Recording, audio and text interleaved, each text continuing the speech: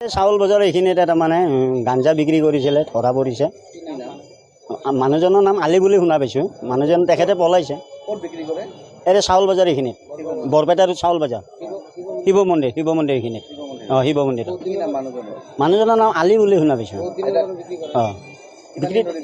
বিক্ৰীটো কৰি আছে, মোটামুটি ভালে দিনৰ বাবে বিক্ৰী কৰিছে, বহুত দিনৰ বাবে বিক্ৰী কৰি আছে। আজি আপোনাৰ 1 কিলো 200 গ্ৰাম ধৰিছে। গাঞ্জা। গাঞ্জা। পুলিচে ধৰিছে। ভাল কাম কৰিছে, যাতে পুলিচ প্ৰশাসনে ভাল কাম কৰিছে। মই শুনা পাওঁতে বিক্ৰী কৰি আছে বোলে, বহুত দিনৰ পৰাই বোলে বিক্ৰী কৰি আছে।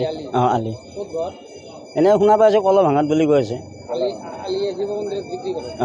এতিয়া আপোনাৰ চাউল বজাৰ শিৱ মন্দিৰ, বৰপেটা ৰোড বজাৰত। এইটো বেয়া কাম কৰিছে।